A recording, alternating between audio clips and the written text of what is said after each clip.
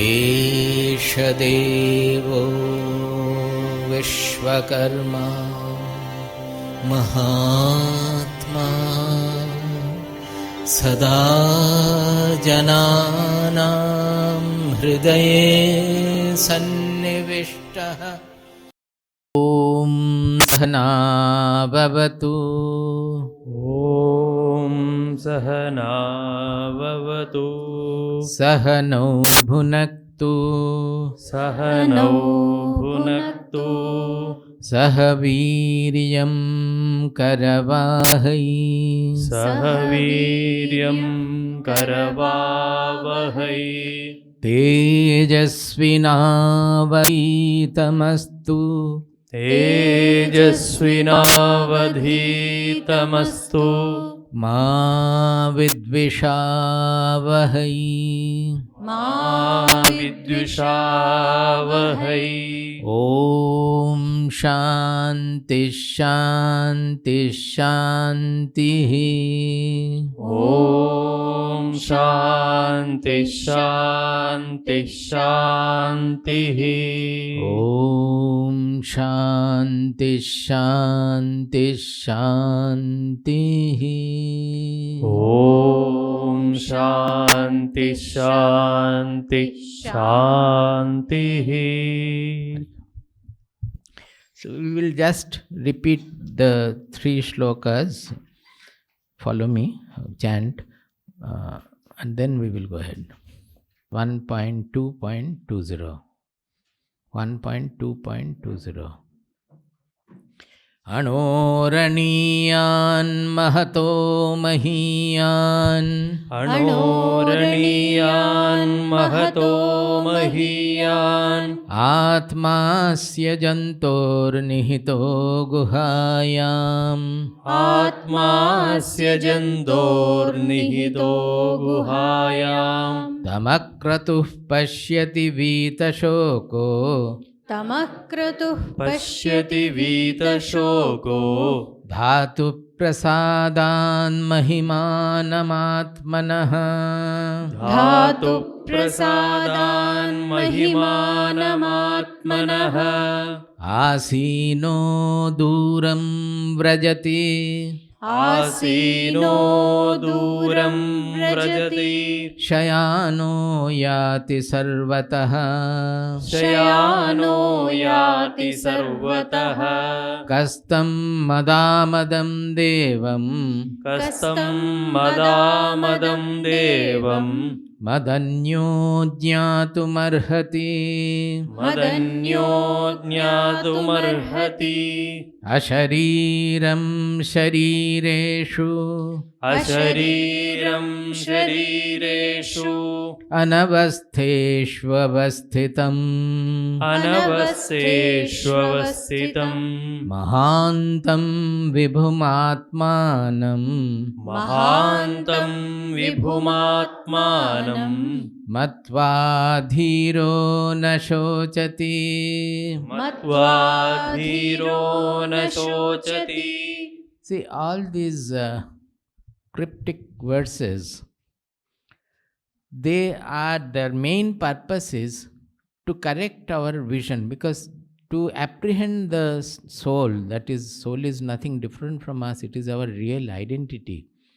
But the problem is that because of our outward tendency and looking always for outward qualities and outward parameters, when we try to conceive of the soul, apprehend the soul, there also we try to impose various qualities.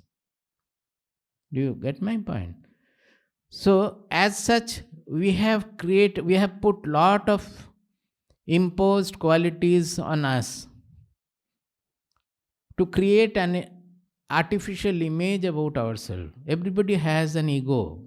That is an image about... Ego means, when we say ego, it is ahankara, not the hub of the personality ego. That has to be there. Without that, the personality cannot function. When we refer to the ego, it is the artificially posited personality that we have by assigning various qualities to ourselves. Actually, what we really are, our real identity is, that we are not able to realize, not able to actualize because of our tendency to always associate ourselves with the qualities, the objective qualities. So, they are trying to put contradictory ideas about the soul so that this association of the qualities by our mind gets hindered. That is struck there, that this will not allow you to conceive of the soul. You have to go beyond all these usual habits. You have to transcend that.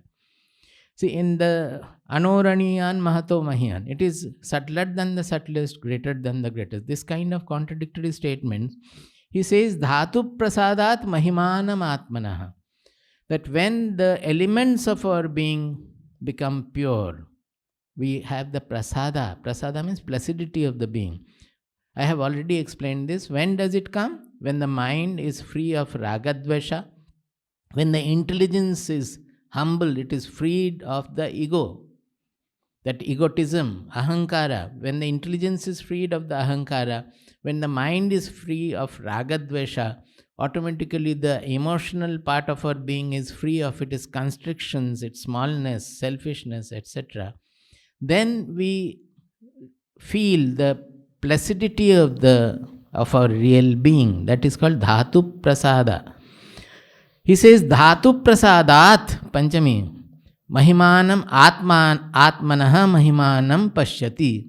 To see the glory of the soul, not by reading about the soul we can have it.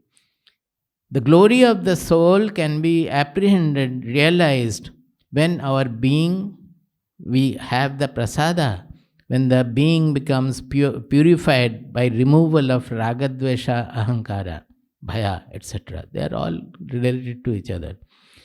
Now, whenever we are saying that Mahiman Atmanaha Mahimanam Pashyati, that he sees the glory of the soul, of our own Atma. Now, immediately glory means we assign glory, objective glory, that it is very great, or like 1,000 suns, one day in the meditation I will see like 1,000 suns, something rising up. These are all objective concepts. Even the concept of God is an object. It is a fiction of our mind. So any concept we create, it is all in the objective level. So in Chandogya, there is a statement, Sa Bhagavaha Kasmin Pratisthita iti. He's asking, oh sir, then where is the soul established? Where to find out? How to find out the soul? Where it is established? In reply, he is saying, Swamahimni. Swamahimni means it is established in its own glory. That is, you cannot assign any objective glory to it. But saying that Swamahimni means by its own glory, Upanishad further adds, Athava na. Athava Yadiva na mahimni iti. Or you can say not even by his own glory. See how beautiful statements. They are saying, he is asking where it is established. I think it is from Narada Sanat Kumara Samvada. Narada is asking and Sanat Kumara is replying. Narada is asking, then where it is established, how to find out it. He says, you cannot find out anywhere because the soul is finding out everything. It is revealing everything. How can you find out by anything else? Suppose the soul is revealed by anything else, then that is the soul. The revealed one is an object. Do you understand? Whatever is revealed by the revealer is an object before that. The subject is the revealer. So if the soul also has to be revealed by something else, then it is not the soul. It is an object, a concept of the mind, an image of the mind revealed by the soul which is revealing. So the revealer, you cannot ask where it is pratisthita, where it is established, how to find it. He says, Swamahimni. It is established in its own glory. Saying that, he again corrects the Yadivana Mahimni iti. That is, or you may say it is not also. Because when you say Mahima, glory, that means again some objective association is there. You see how they are trying to lead us, the Shruti, the scriptures we call them, Shruti Mata. They are more than our biological mother. They try to retrieve us from the soup we are in, the worldly soup we are in. So they guide us step by step by step. In first step, he said, Swamahimni. It is by his own. You cannot assign any glory. Then again, whenever we are saying Mahimni, that means by his own glory, the glory word, he knows that the people will again associate some glory with it. So he said, Yadivana Mahimniti. Or you can say, no, not by that also. So in the Upanishads and Vedas, again and again they will say, Yan neti neti vachanair nigama avochuhu. Yan neti neti vachanair nigama avochuhu. Nigama means the Shastras, the Vedas. Vedas have spoken about it in the terms of na iti, na iti. Neti neti means na iti, na iti. That means whatever you say that, is this the soul? Na iti. It's not. Because the moment you say that, yes, this is Brahman, this is soul, or this is Brahman, this means it's a concept of the mind. Do you get this point? The moment you say this is it, then this becomes a concept, you are seeing the concept. No, it is not. So whatever is placed before him, any concept, any image, no, neti neti. When you negate everything, what remains? It is that. That means the revealer of everything. Revealer of the entire world, revealer of no world also. When there is no signal, no nothing, revealer of nothingness also is the same thing. Revealer of nothingness. There the Buddhists made the mistake. They said it is zero, it is vacuum, it is not shunya, shunyavada. The Shankaracharya won the war by saying that shunya, how are you saying? You are seeing shunya. To say shunya, somebody has to be there. So it is not shunya, it is still the soul or the Brahman is there who is not seeing the world, so he is saying shunya. So it is actually purna. We are thinking of the space and nothing is there, that is why we are saying shunya. Actually there is no space, the space, time, everything is a fiction in the consciousness. They are all formations in the consciousness. If you think of everywhere, then everywhere it is purna with that consciousness. You cannot miss the consciousness anywhere. Whatever is seen, it is seen only, it is revealed only by the consciousness. In any perception, we cannot miss the consciousness, because then there won't be any perception. That is why it is said, Pratibodha viditam matam amritatvam hi vindate. When we understand, when we realize in every perception this consciousness, then only we become immortal. So, like that, asino, the next one is asino duram rajati shayano yati sarvataha kastam madamadam devam madanyo jnatum arhasi. There also, while sitting, it goes everywhere. It goes far away. While lying, it goes everywhere. All these are objectively, they are contradictory explanations. But how to understand them? Because whether anybody is seated or going, the whole space is an appearance in that consciousness. So for consciousness as such, it does not move at all. All the movements are in the consciousness. All the non-movements are also in the consciousness. All the concepts are in the consciousness. It never moves. It does not, you cannot say it does not move also. All the movements are expressed by the consciousness. So it beyond all such concepts. This transcendental nature, if we remember, then you will not be going into trouble. They will be able to understand the Shastras very well. That is why we always stress this transcendental nature of the truth. Similarly, ashariram sharireshu, because people are given to the idea of the soul associated with the body. That when the soul leaves the body also, how is it leaving? That means it is moving from one place to another. Then it is space limited. If anything is space-time limited, then it is an object. It is not the subject or the revealer of everything. So they are particularly taking ashariram sharireshu. In all the bodies it is existing, because you are finding the consciousness only in your body. You cannot find the consciousness in this lamp or the camera or the table or the building. You cannot. You have to find it only within us. We have to find. That is why he said in the previous one, Asya jantor guhayam nihitaha. If it is so, how do we find it? You find it right within our own heart, because it is there. How do you find it? when you remove all the objective associations, everything is taken away, strip it off all the objective association, it remains, reveals itself. It remains self-revealed. Next verse will go. Then, further verses, they are saying that how we have to proceed. They have already established that transcendental nature of the self. Now, how to proceed to realize this transcendental nature? These are discussed in the following 4 or 3 verses.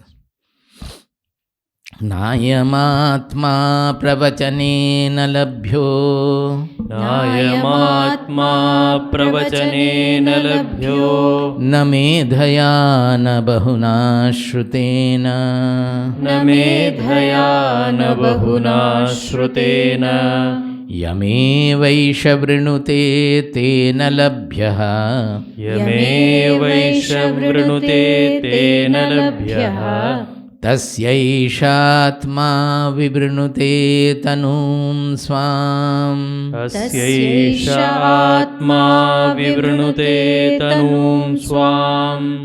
This is one of the very important verses.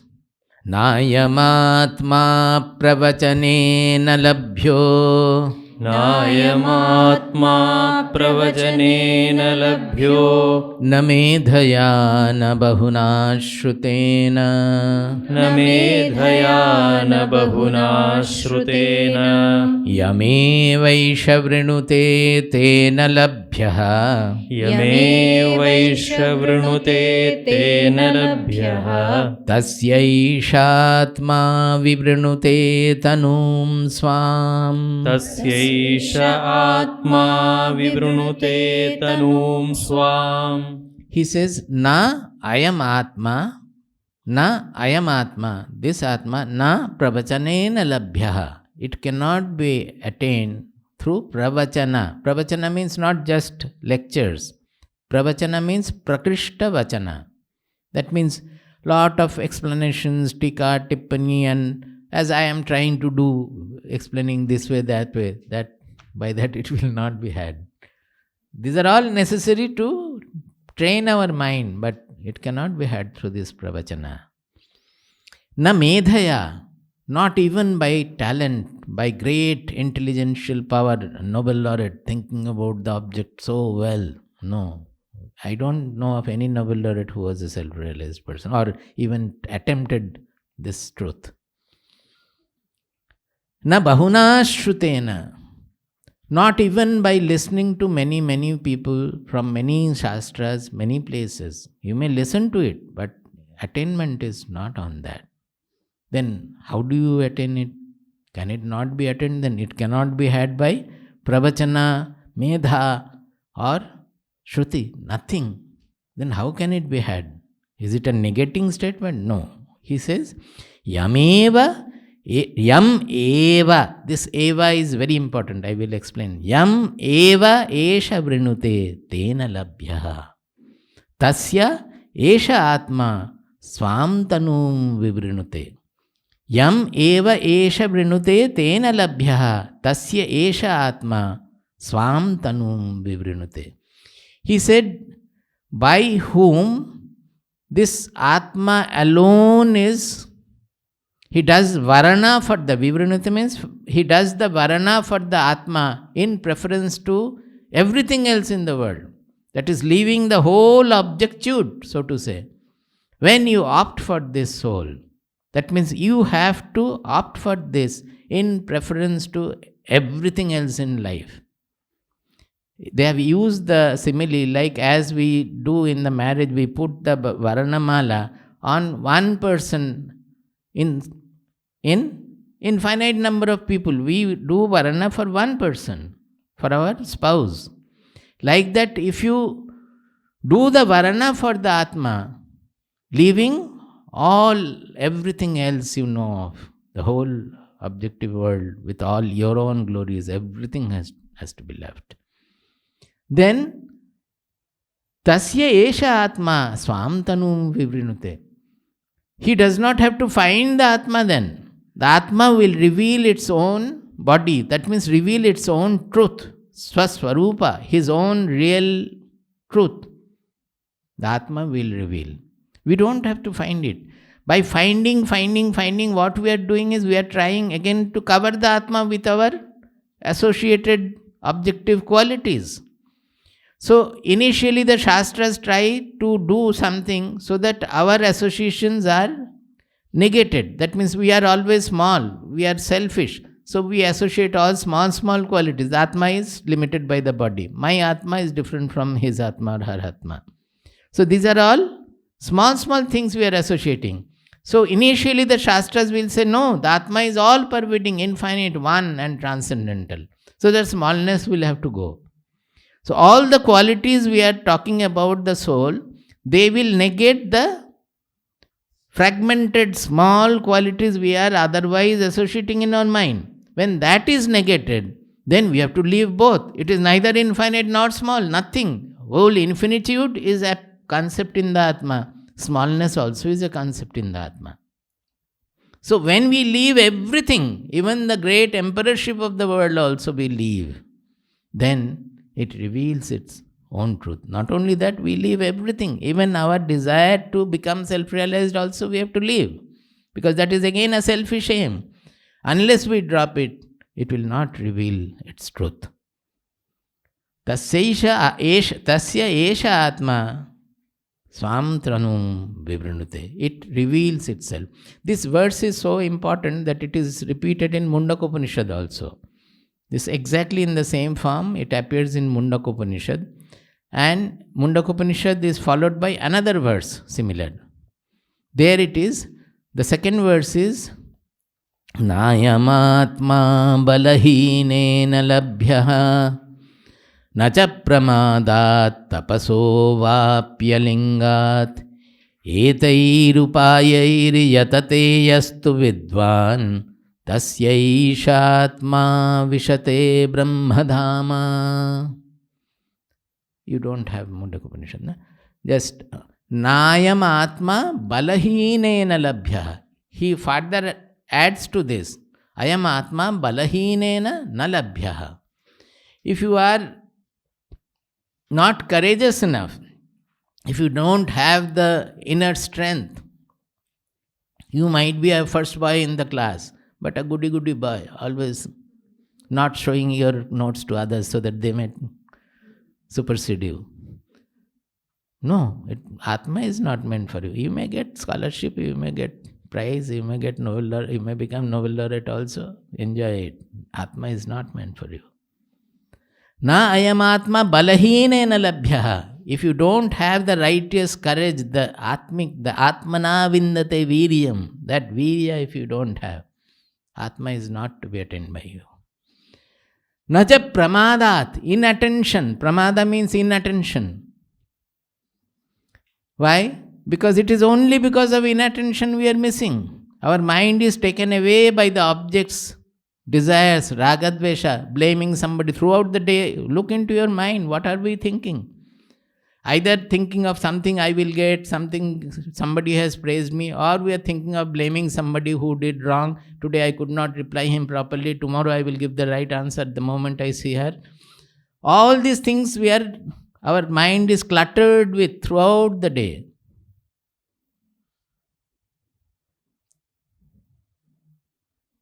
So, will you not have pramada, inattention? While pouring the water, the glass is water is overflowing the glass, we are still pouring. While meditating, we are thinking of the office. While in the office, we are thinking of Atma or meditation. While cooking, we are thinking of what my son would like to take, who is in USA. This is the inattention we are suffering from. So we are not able to do anything at all properly. That is why a discipline in the ashram is only attention. No other discipline is followed in an ashram. Whatever you do, be it cleaning the toilet or cooking or looking after the guest, we are everywhere missing attention. We are not attentive. Because the mind is taken away by what I want, what I dislike, what I like, everything. Because of this pramada, we are suffering from the great pramada of missing ourselves. As I said, this microphone is revealed by the consciousness. We are knowing the moment it is revealed, our focus is on the microphone and we are missing the consciousness. A thought is revealed by the consciousness. The moment the thought is revealed, it is a thought of my office.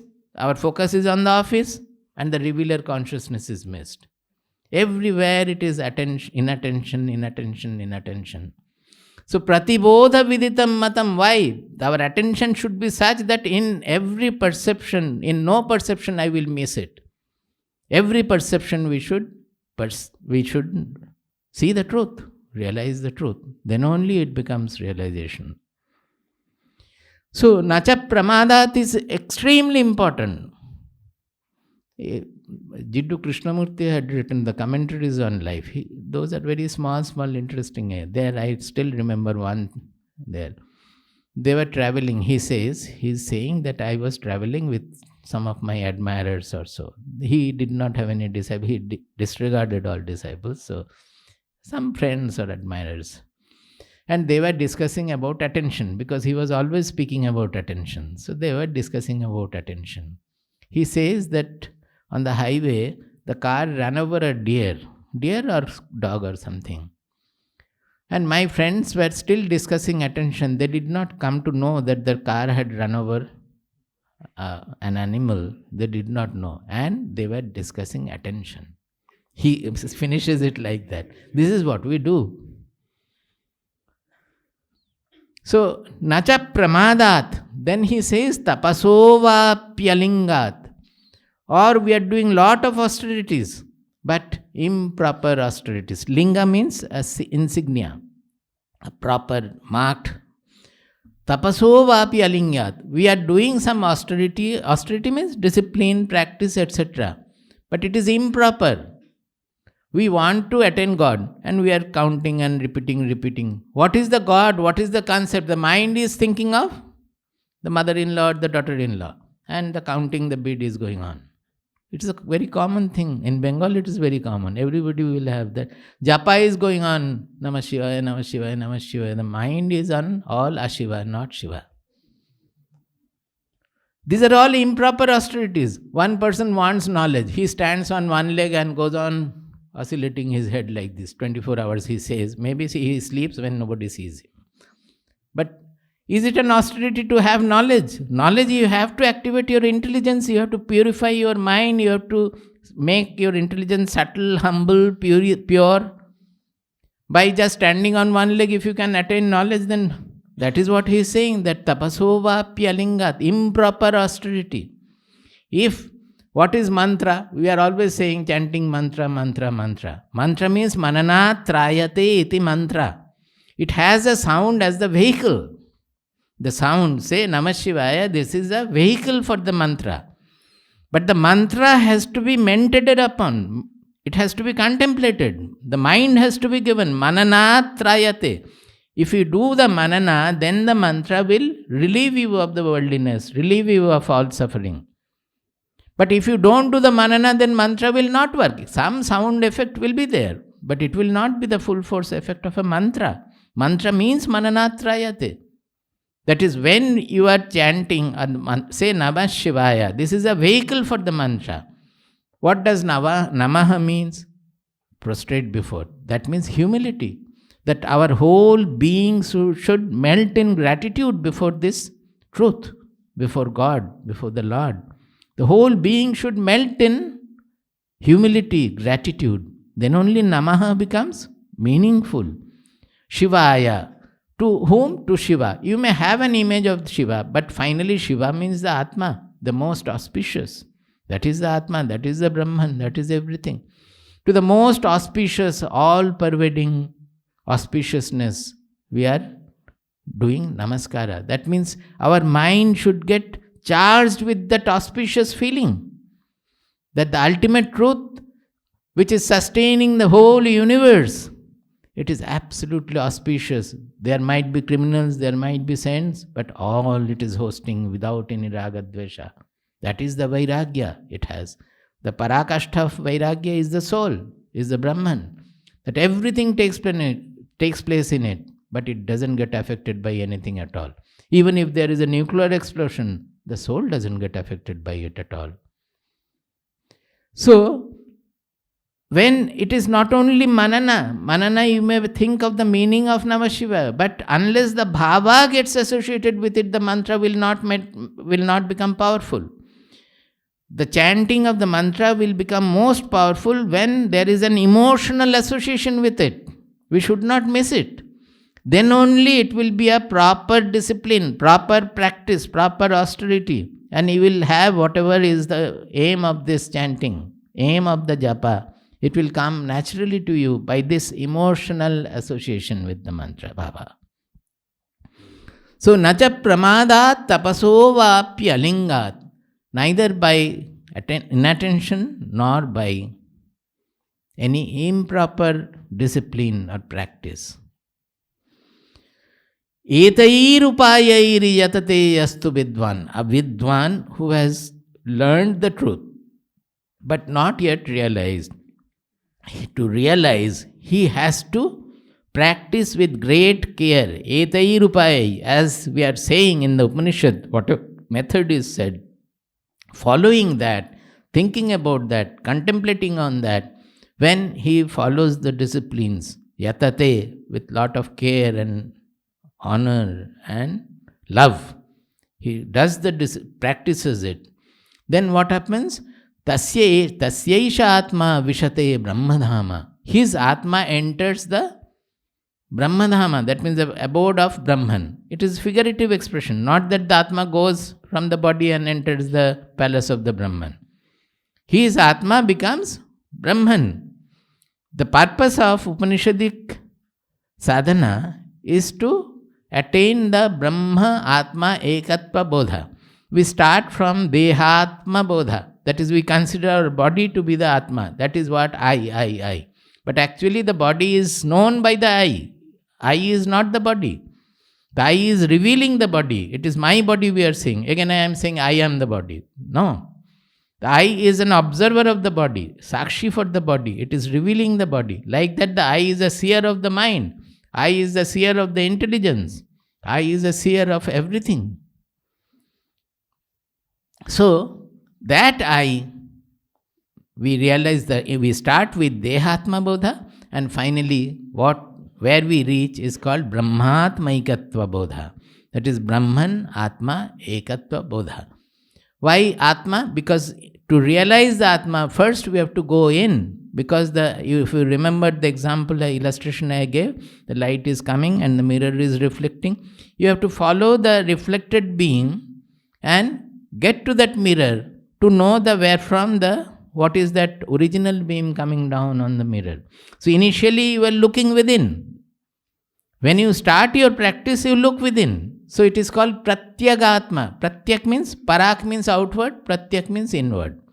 So Atma is called Pratyagatma because by practice you are looking within, as if it is within your body. So you start looking you move along the reflected beam. Do you remember what the illustration I gave? So you start moving along the reflected beam, go back to the origin of the beam there. But when you reach and you see that the light is not limited by the mirror at all. It is the original light is going everywhere. It is one transcendental light everywhere. So no more you say that it is limited by the body. Although while starting the sadhana, you have to look within. You cannot look out of the body. That the body is important. Oh no, Atma is everywhere, so I will find out the Atma in the fan. Try throughout your life, it will be another improper tapas. You cannot. You have to go into the revealer of everything. And you have the feeling of the revealer within. So you have to go within. Finally, you discover that the body is also part of the material universe appearing in the Atma as the whole universe appears in the Atma. So we don't call it anymore, it is within. So, Tasyaisha Atma Vishate Brahmadhama means his Atma, he realized that it is not limited by my body, mind, personality at all. It is the sustainer of the entire universe. It is the substratum of the entire universe, the Brahman. So that is Mundaka Upanishad. But similar verses. Nayamatma prabhacanena labhyo नायमात्मा प्रवचनेन लभ्यो न मेधया न बहुना श्रुतेन न मेधया न बहुना श्रुतेन यमेवैष वृणुते तेन लभ्यः यमेवैष वृणुते तेन लभ्यः तस्यैषात्मा विवृणुते तनुं स्वाम् तस्यैष आत्मा विवृणुते तनूं स्वाम्. Once in our ashram, one very elderly sannyasin has come. Generally, the paribrajakas will come. Mostly those who visit from the north. Our ashram is in Kerala. Those who visit from north, most of them will be Naga sannyasins. They will not know much about Shastras and all. They are given to Hatha Yoga and all. Mostly it is like that. Seldom it happens, some erudite sannyasins also visit. You will understand how difficult for us it is to, because you cannot be samatva in that cases, because many of them, they simply use ganja and all various smoking elements, etc. Inside the ashram, they are in their room where we place. Now, we don't encourage their stay in the ashram. Although samatva is there, but we cannot host them. So Swamiji started telling that, देखिए यहाँ तो अगर आप लोग धूम्रपान करेंगे तो सब कोई बहुत खराब मानेंगे, बुरा मानेंगे. यहाँ तो ऐसा नहीं सोचते हैं, स्वामी जी के प्रति ऐसा नहीं सोचते. आप लोग सन्यासी के वेश में हैं, अगर धूम्रपान करेंगे तो लोग आसपास के लोग बहुत खराब सोचेंगे. अगर धूम्रपान करते हैं तो यहाँ मत रहिए. We give some money and clothes and all and they leave. Now, whatever, they have a much better communication. They don't have newspapers, but their communication is much better. Whatever we tell one person, it automatically gets circulated everywhere. So nowadays they come, they don't want to stay also. They know that I am smoking, so I will not stay here. They come, we give them food, give them some clothing and money, and they go.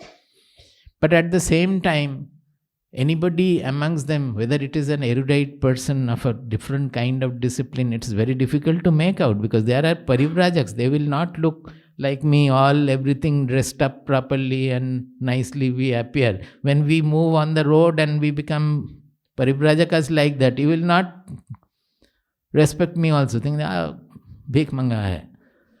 So it is like that. So to isolate from them that who is a learned person and he should be respected, given a different kind of reception. With samatva we have to do it. You cannot regard everything as same and सबके साथ एक ही व्यवहार करेंगे. ये नहीं हो सकता. जगत में व्यवहार में फर्क रहना चाहिए. But we should not hate anybody. We should not disrespect anybody. Everybody has to be loved, honored. At the same time, we have to protect our place also. So it's not easy. I am saying that, see how much of attention is necessary.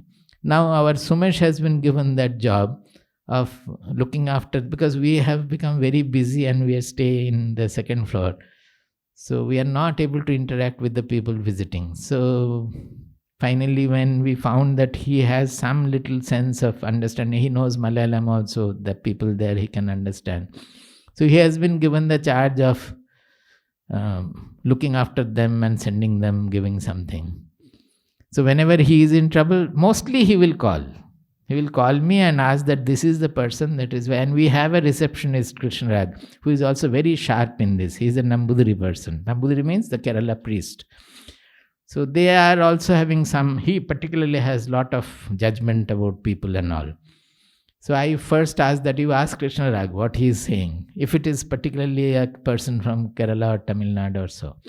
And then both of them will report to me. If I need further consultation from the Supreme Court, I will ask Swamiji. I will go to Swamiji and ask also. Normally we will not go. In special cases, we will go to Swamiji and ask. So all these things, you try to imagine how much of attention is necessary. We cannot just simply send away a person or ask a person to stay for 1 month.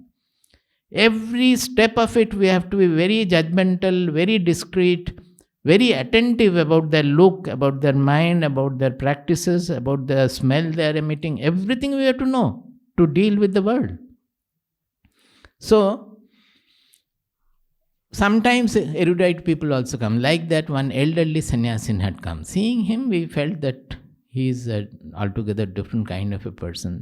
So he wanted to stay. We honored him and he was given a proper accommodation. He stayed. So he used to come for our evening satsang. One day we asked, Swamiji asked that, Swamiji, our people, our sadhakas are there, all are there. Why don't you have had a long life of sannyasa? He took sannyasa at the age of 23, like our Swamiji. And he was at that time 73 years old. So 50 years he had been moving around in the parivrajana life as a sannyasin. So Swamiji asked that, why don't you say about your experiences to our people so that we are benefited, we are not going out and seeing the world so much.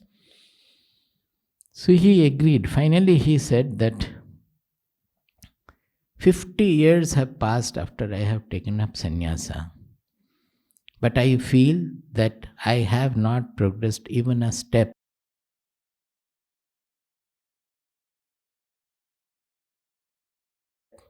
As far as realization is concerned, I am exactly at the same spot where I was 50 years back. Now, you should not take it in a literally like that. A person who is saying like this means something great. Nobody will say. They will fake claim will be there mostly. A person saying like that to absolutely unknown people, it is extremely rare.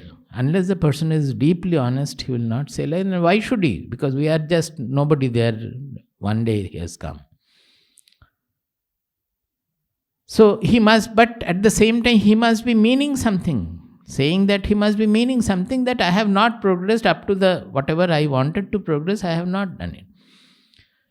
So we said that, Swamiji, we don't accept it as you are saying, but as a out of humility you are presenting it like that. But the fact is that you are wanting to mean something that you have not progressed as you wanted. So what is the reason you have to tell us? Then only we will know why a person does not progress and why a person progresses. He kept quiet for some time. Then he said, I never had the intensity of my sadhana. I was a sannyasin. I had the best of the gurus in my life, not one guru. And he named some of them, all of them we know. They are the very tall, towering personalities of Kailash Ashram and Uttarakhand and all. One sannyasin, at least one, no, two of them, we have also done some sangha with them. We have stayed with them for some time.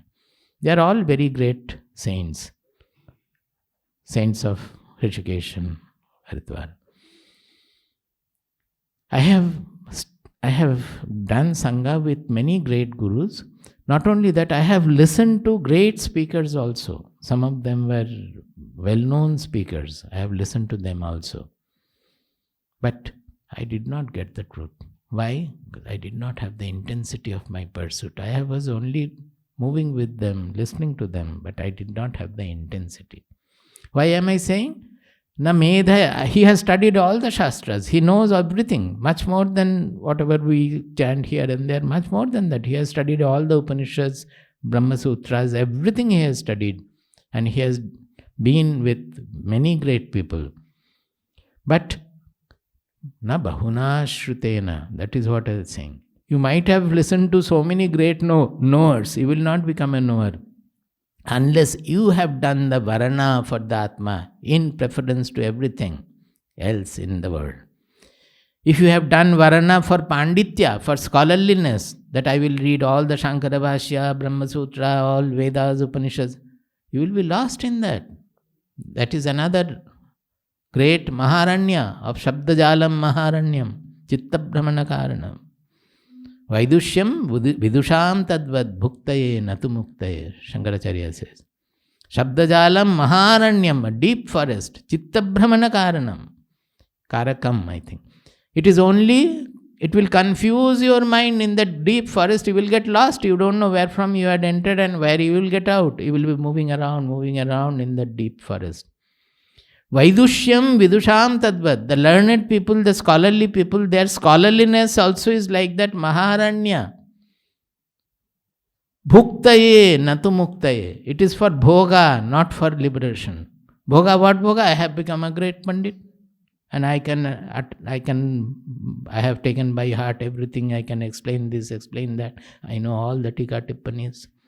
It's all I, and we have made a new concept of ourselves. The soul does not have anything like that. It has to be ripped of everything. So this is what is meant by Nayam Atma pravachanena labhyo na medhaya na bahuna shrutena. Yameva isha vrinute tena labhya tasyaisha atma vivrinute tanum swam. This you should take by heart. It's a very good shloka. See, this eva is very important. Yam eva. Yam atmanam eva vrinute. Eva means only, not anything else. Mameva ye prapadyante mayametam tarantite. In 7th chapter of Bhagavad Gita, I think. 7th chapter, 14th verse. In Bhagavad Gita. He says, Mameva ye prapadyante mayametam tarantite. This mam eva. Eva means only. This shows the one-pointedness, the intensity. He said, I did not have the intensity. That only. Yam eva, yam atmanam eva. Only the Atma and nothing else of the world. Similarly, Krishna says, Mam eva, only me and nothing of the war or winning the war or anything at all. Mayametam tarantite. He will certainly cross over this delusion of the world.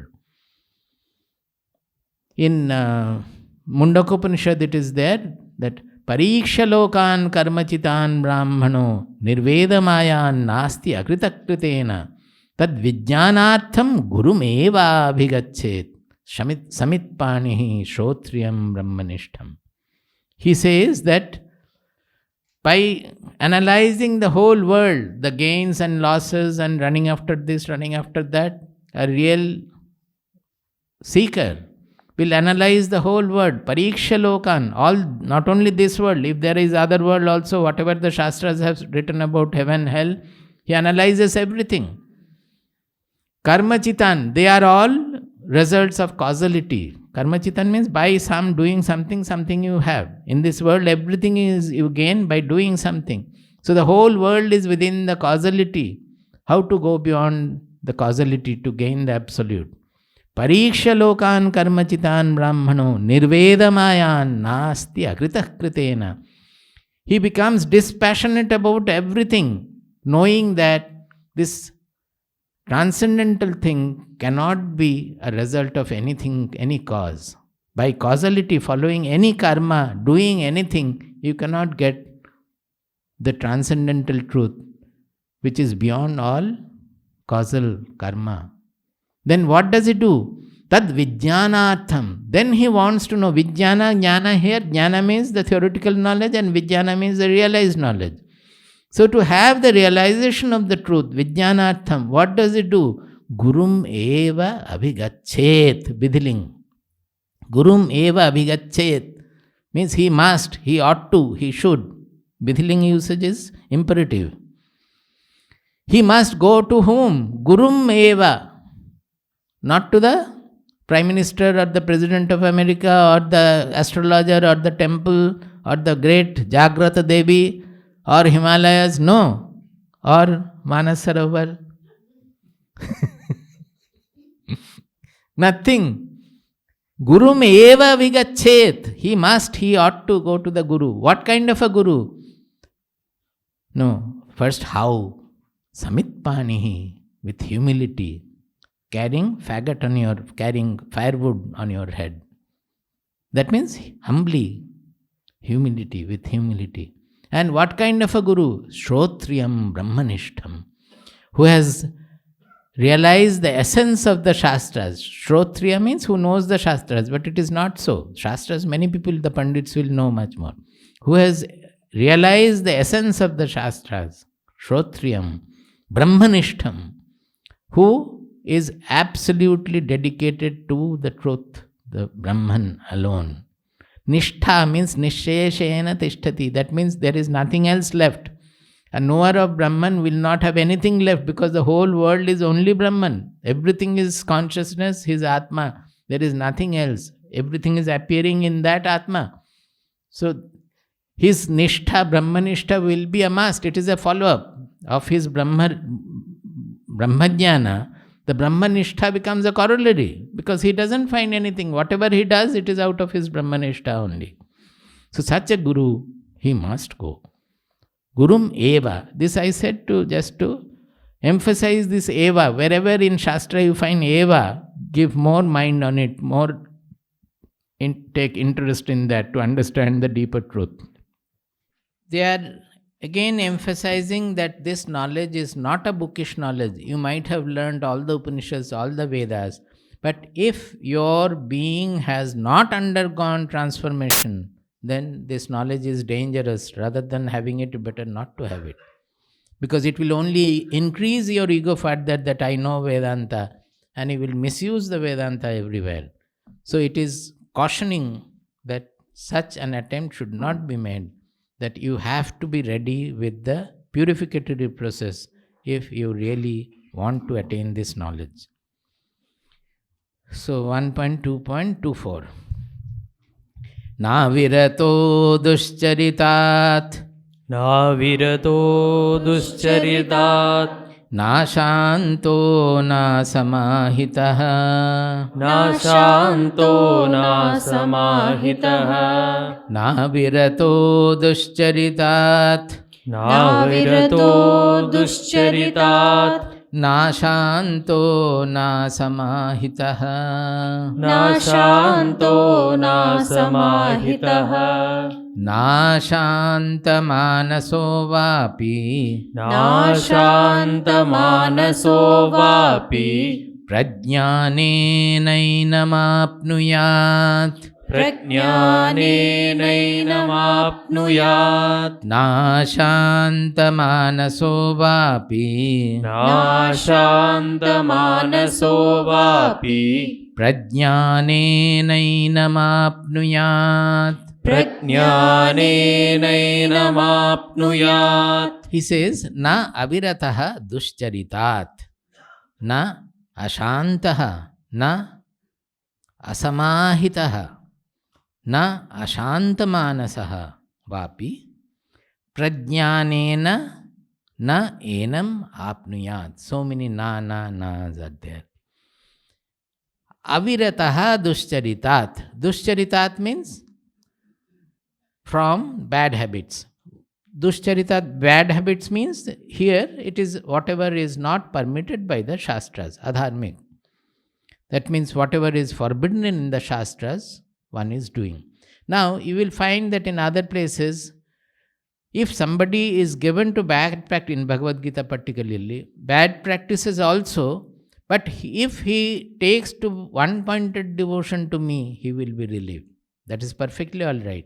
You have to be very careful about the language. He says, Na avirataha duscharitat. That means one might have been having lot of bad practices, might have been a criminal also. But once he decides that I will stop here and I would like to improve and I will become, then it is different. Avirata means he wants to continue with the indulgence. At the same time, he wants to attain the knowledge. So if he reads also, Prajnanena enam na apnuyat. Not only jnana, prajnana, that he may have a very deep understanding of the philosophy of the truth, of the Vedanta.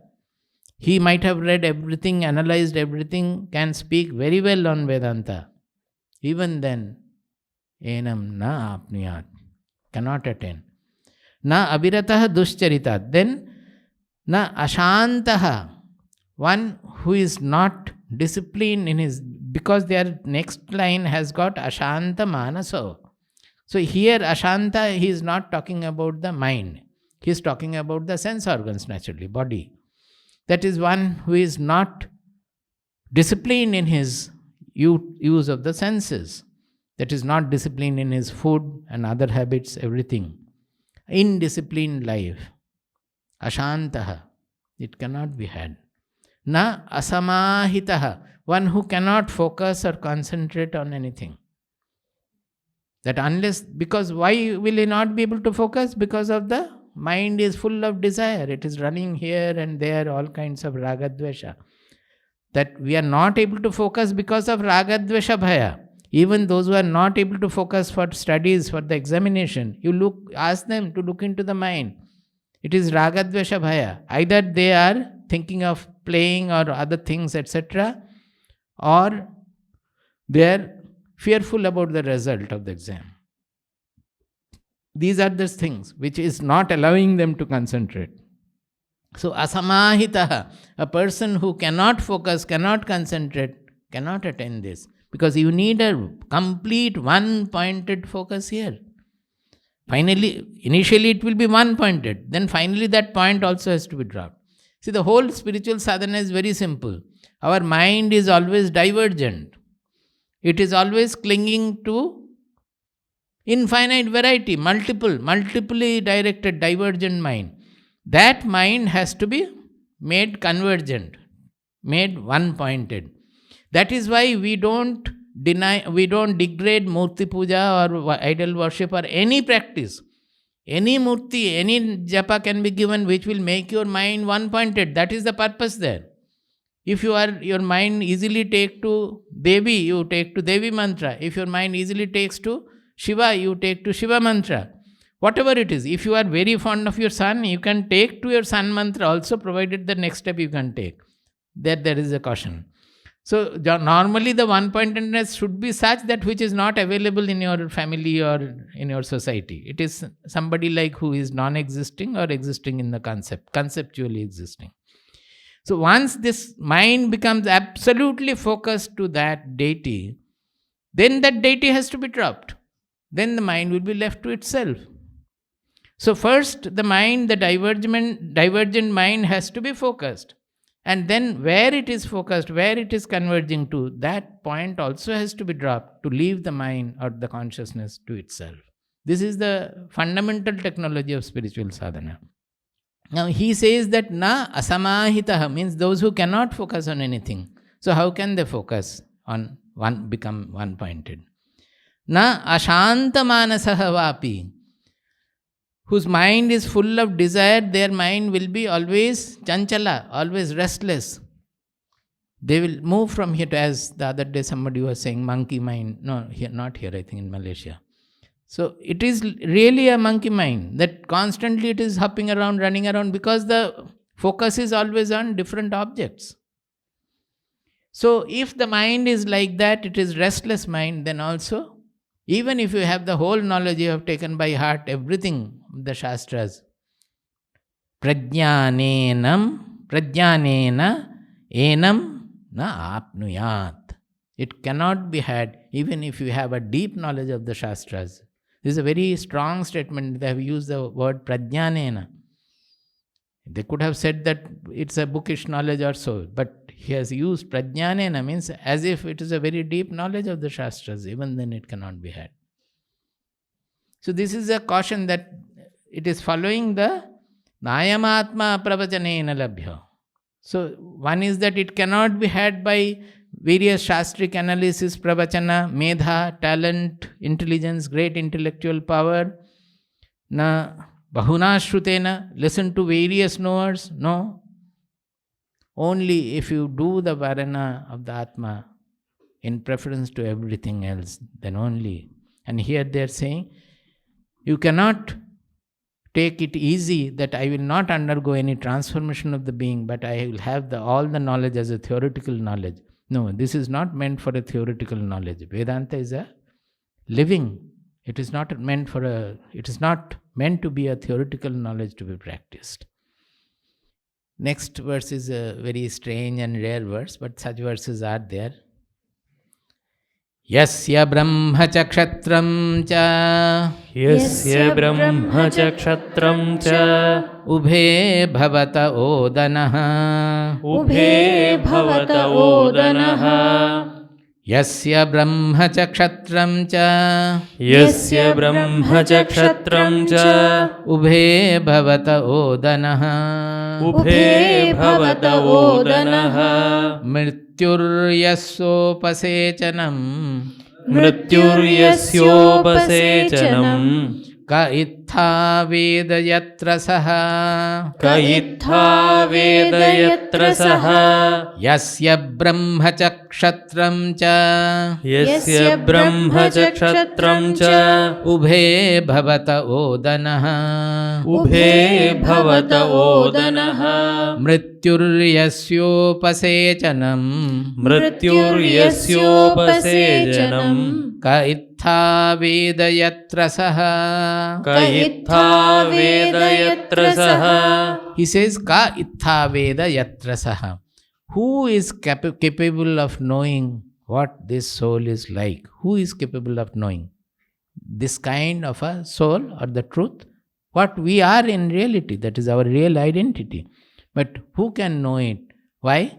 He is talking about in a very figurative term that this is what the soul is. What is he saying? Yasya brahma cha kshatram cha ubhe bhavata odanaha. See, the Brahmanas, the real Brahmanas of the society, particularly those days, they are the conscience keepers of the society. That is the knowledge keepers of the society. They would direct not only the common people but the king also. If the king goes wrong, it is for the rishi to go and tell him that you are doing wrong things. Had they tried, even Krishna tried to correct Duryodhana so many times, Dhritarashtra. They did not listen, so the war had to follow. If they had listened, then the war would not have been there. So it is the Brahmana's duty, not duty, the Brahmana's role is he is the conscience keeper of the society. They are the conscience keepers of the society. They protect the society through proper knowledge, proper discipline.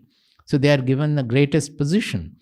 Not only that, the Kshatriyas also are given the greatest position because they are the physical protector of the society. Suppose the king is wrong, then even a Brahmana will not be able to do his tapas.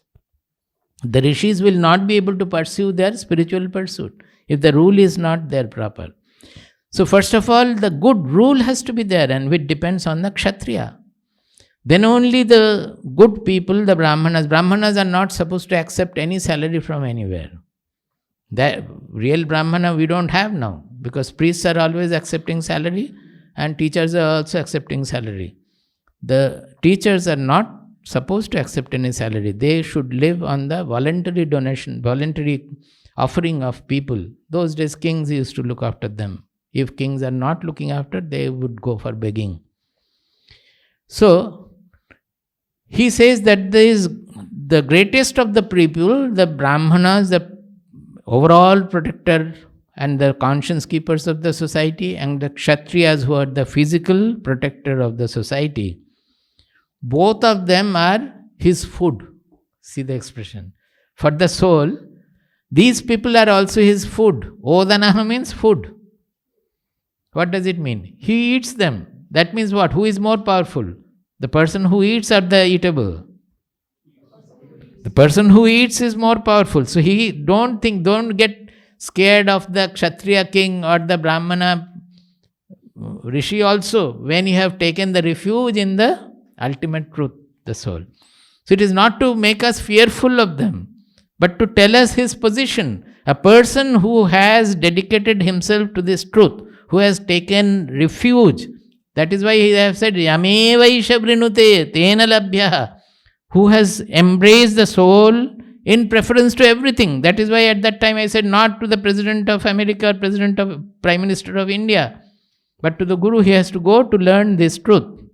If you do Bharana for the Atma. So, for him, the greatest people of the society are his food. That means he is more powerful than them, and you need not fear any of them at all if you have taken refuge in that great power.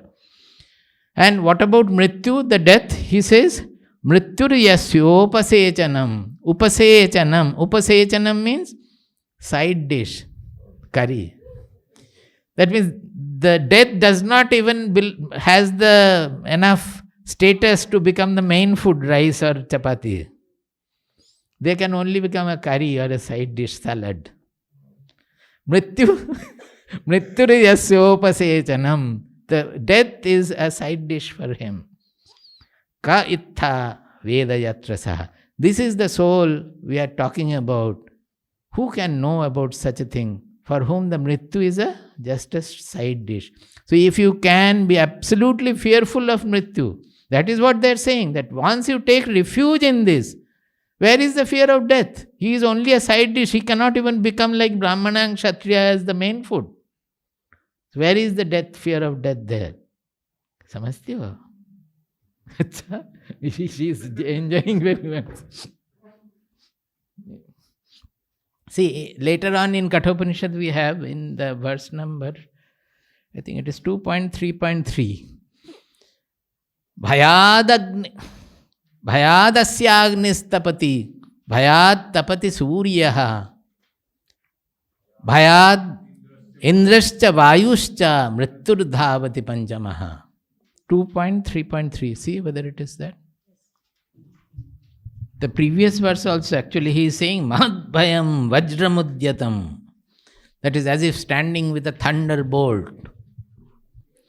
So it will appear that soul, always we are projecting, we are picturing this truth or soul or Lord as loving, as very sweet, etc.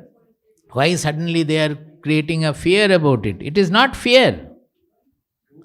Bhayadasyagnistapati, Bhayadasyagnistapati, bhayatapati suryaha, Bhayatapati suryaha, bhayadindrascha vayuscha, Bhayadindrascha vayuscha, mrityurdhavati panchamaha, Mrityurdhavati panchamaha, Bhayadasyagnistapati, Bhayadasyagnistapati, bhayatapati suryaha, Bhayatapati suryaha, bhayadindrascha vayuscha, Bhayadindrascha vayuscha, mrityurdhavati panchamaha. Mrityurdhavati panchamaha. When I first read it, I was thinking that why suddenly bhaya they have brought out, because everywhere it is abhaya, abhaya, abhaya. Why they are saying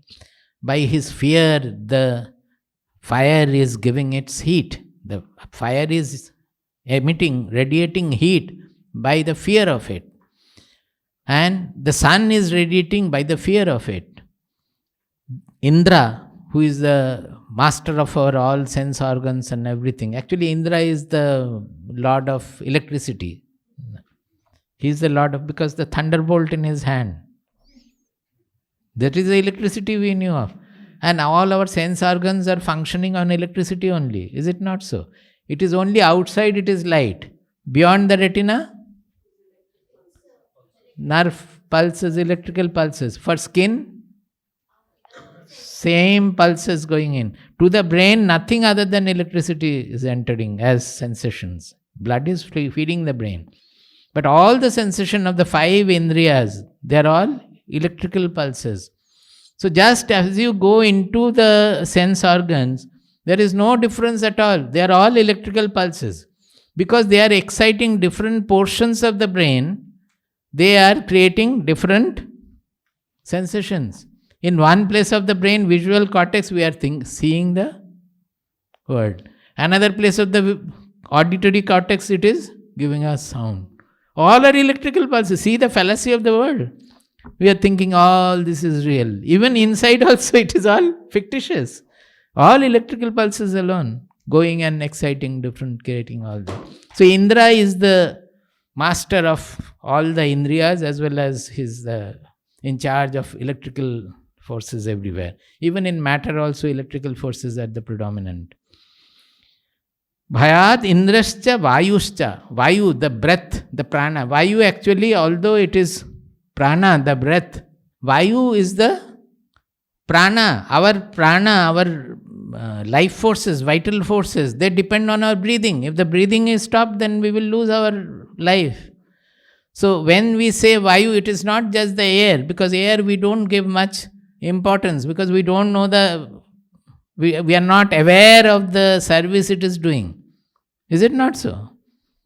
It is everywhere, it is enlivening us. It is the life forces. So even the life forces, the whole universe is functioning, the whole objectitude is functioning out of a discipline. Is it not a discipline? Everywhere the sun is going in a certain speed, the earth is going around the sun, the moon is going around the earth, the seasons are coming. Everywhere there is discipline, a large scale harmony and discipline is operating. They cannot take even a half a second break. As I always say, that suppose the earth thinks that millions of years I have been running in the same manner. Can I not rest for half a second? What will happen? All of you are lazy. If the earth becomes, even for half a second, it becomes lazy, what will happen? The whole thing will collapse. If the sun stops radiating for half a second, what will happen? Everything will get disbalanced. So, this whole objectitude undergoing the great harmonious display, it is out of the fear of this. By saying out of the fear, actually it is a discipline, the fundamental harmony created by the truth. The truth is harmony, nothing else. We know the truth, we become in tune with the infinite harmony, the infinitude. We become in tune with infinitude. We only have to discover that harmony and be in tune with that harmony. But instead of calling it harmony, why are they instituting fear? Because we are always haunted by fear. So if you take refuge in this great power, then will you have fear for anything? You will not fear even the sun who is moving out, who is radiating out of the fear. You will not fear Agni, because Agni is also giving its heat out of the fear of this. Indra, Vayu, everything is doing its duty out of the fear of it. So he is saying that you take refuge in that abode of fearlessness, by whose fear the whole universe is running. Is it clear? It's a great expression that way, given in a figurative manner. Yasya brahma cha kshatram cha Yasya brahma cha kshatram cha ubhe bhavati cho bhavati ubhe bhavata odanaha Ubhe bhavata odanaha mrityuryasopasechanam Mrityuryasyopasejanam ka ittha vedayatra saha. Ka ittha vedayatra saha. So here it is less. In the next verse it is still more. Here it is only Brahmana, Kshatriya and Mrityu. There it is Surya, Indra, everything they have brought in. So this completes this chapter. Tomorrow we will start from the next chapter. Now some questions are there. I would kindly clear to whom these properties belongs. Sukha, Dukkha, Raga, Dvesha, Jnana, effort. They all belong to our, basically for our mind and intelligence. They belong to our mind and intelligence.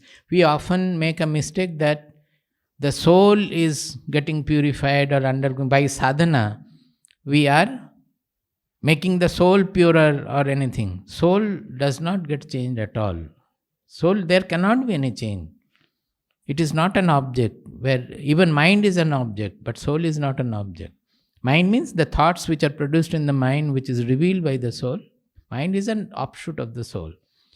But whatever changes the Shastras contemplate of or wants us to, the Shastras want us to do, that is all the sadhana effect. They are all bearing on our body, mind, emotion, intelligence, personality. Everything to do with our mind. And it is said that the pure mind is the soul. Because the soul we can experience and know, it is only the pure mind when the soul gets reflected in that mind, without any distortion, without any impurity.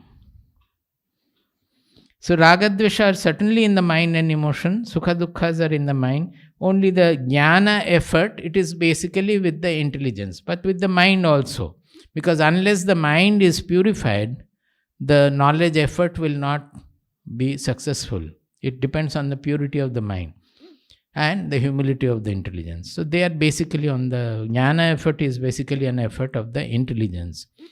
So this effort also, we will come in Kathopanishad later verse, which I have discussed many times, Yada Pancha Avatishtante. There we will know that effort, the effort of the intelligence also has to be dropped at the last point. One of the Mahavakyas declare Prajnanam Brahma. If it means that Prajnana is Brahma, then why Atma cannot be attained by it? No, this Prajnana here, it is used not in the sense of Prajnanam Brahma. In the Mahavakya, Prajnanam Brahma is a great statement where it means the aparoksha anubhuti, that is the knowledge itself is the building block of the whole universe. This is a great statement and the greatest discovery in the world made by our rishis. That Brahma, which is the substratum of the whole objective universe, you can call source, but it is not source in the causal sense. It is substratum for the display of the whole universe. That is nothing but prajnanam. That is the prakrishta jnanam. That is normal knowledge. Jnana is always a dual knowledge. You are knowing the Shastras. I am knowing you, or I am knowing this. Their I and the knowledge are different. I am understanding something. That is why in the jnana of the prajnana or jnana of the Atma or Brahman, it is so different because it is not a dual knowledge. In that knowledge, it is not that I have known the self. There is no self and I different. Here it is, the duality goes, the knower and the knowledge and the process of knowledge. This triputi it is called. The three things, they merge into one, which is aparoksha it is called. Aparoksha why? Pratyaksha. We have normally in science, we have two kinds of perceptions. Pratyaksha and paroksha. Pratyaksha means whatever is existing before our senses, directly perceived. That is called pratyaksha, means before our senses. And the other one is paroksha, means which is not directly perceptible but through inference. It is called inferential knowledge. Entire science is basically inferential knowledge. Suppose the electron, proton, we say so many things. Now it has changed, but whatever earlier also. We cannot see them. But we devise an experiment where if the particle moves, it leaves a track, say in the cloud chamber. And seeing the track, we can predict, we can conclude whether it is a negatively charged particle or a positively charged particle or a neutral particle. Do you get my point? We cannot know it directly by our aksha. That is why it is always a concept. Once we said that they are particles, then we said they are waves, then we say neither wave nor particle, they are wave particle. Then we say that they are actually probabilistic wave existing everywhere, only the probability is changing. So every day the concept of the final is changing because they are not directly perceptible. Even when we are seeing you directly, it's not that suppose our eyes become microscopic, then will you look like this?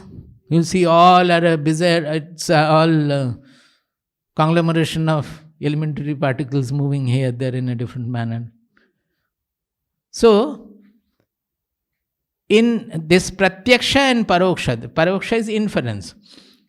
Suppose you see smoke, then we conclude that there must be fire, there is smoke. Like that, they are inferential. But in our Shastras, in Vedanta, we have another kind of a knowledge, which we call aparoksha, which is neither pratyaksha nor paroksha, neither direct perception nor inferential perception, but which we call aparoksha, that is non-inferential. For example, suppose you are you seeing with the senses? No sense can see you. Is it an inference that you are making because the body is moving from there? Who is making the inference? You are making the inference. So that I am, it is neither pratyaksha nor paroksha. It is aparoksha actually. Although in Vedanta we mean the aparoksha knowledge is the where the duality goes and you have the nirvikalpa samadhi, jnana samadhi, where you come to know the truth. But this is also an aparoksha, that we are knowing that I have a mind. If I prove by logic that you don't have a mind, are you going to accept it? You say that you may prove, but I know that I have a mind. If I prove that you are not there, will you accept it? You may prove your logic, I may not be able to counter, but I know that I am. It's a direct conviction. That is why Atma is called aham pratyaya gochara. Pratyaya means direct conviction. It is actually an aparoksha. It is neither pratyaksha nor paroksha, that I am, that amness in us. So when we say prajnanam brahma, it is the non-dual knowledge. So non-dual knowledge is the ultimate truth. That is the Mahavakya. Here in this shloka, prajnanam does not mean that, because prajnanena enam na apnuyat. So it is some knowledge he is talking about, which is second-hand knowledge by which it cannot be attained. The attainment is still there. So there is no doubt about it that it is not prajnana. This is I always call it the greatest discovery of the world. Much more important than all the scientific discoveries. Because this has solved the individual problem of life, and also it has made the society sustainable. If you did not have this knowledge, our society also would have vanished in few hundred years or 1,000 years, thousands. This long living society is a contribution of this knowledge, which always integrates the society by integrating the individual to their real identity. And when such individuals are there, the whole society remains integrated on the auspicious path. There is a city where I have talked about 3 great discoveries of our land. The first discovery is the source of joy is within. That was our very great discovery, which made them not to look outside anymore. The second discovery, I think there I have discussed, is that I am Brahman, that another Mahavakya, that the Atma we think of is the substratum of the universe. That is the second greatest discovery. The third great discovery is Prajnanam Brahma, that the ultimate is a knowledge. The whole universe is made of knowledge, you can say. Although when we say made of knowledge, again you think in terms of objective. It's not like that. It is appearing in knowledge. That's knowledge only. That is why in Mundaka Upanishad he has said that how the creation is born. He says, Tapasa chiyate brahma tato annam avijayate. Annam means object. It is here, it is the whole objectude. Tapasa chiyate Brahman. This Brahman did austerity, by which objectude is born. Now, what kind of austerity then? Because he did not have hands or legs or anything or mind or anything to do austerity. What austerity can it be? Yes, sarvajnaha. Yes, sarvajnaha. What is that? Yes, sarvajnaha, sarvavid. Yasya jnanamayam tapaha. His austerity is jnanamaya. Jnanamaya means everything is knowledge alone. The austerity is knowledge with which the world is prepared is knowledge alone. But it is not the dual knowledge which can be known by another. It is the non-dual knowledge. Similarly, in Bhagavatam it is said, Vadanti tat tattva vidaha tattvam yad jnanamadvayam brahmeti paramatmeti bhagavaniti shabdyate.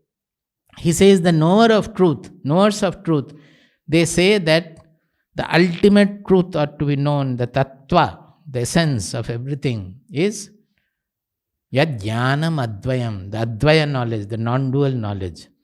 Brahmeti paramatmeti bhagavaniti shabdyate. The same non-dual knowledge is called differently by different people. It is called Brahman by the spiritualist. It is called Brahmeti Paramatma by the spiritualist. Brahman by the philosophers. And Paramatmeti Bhagavan by the religious people. It is referred to as God. They are all the same. They are nothing different from ultimately the non-dual knowledge. We will stop. Om Sahana Vavatu. Om Sahana Vavatu. Sahano Bhunaktu. Sahano Bhunaktu. Sahaviryam Karavavahai. Sahaviryam Karavavahai. Tejasvinavadhitamastu. Tejasvinavadhitamastu. Ma vidvishavahai. Ma vidvishavahai. Om Shanti Shanti Shanti. Om Shanti Shanti Shanti. Om Shanti Shanti Shanti. Om Shanti Shanti Shanti Shanti. Hari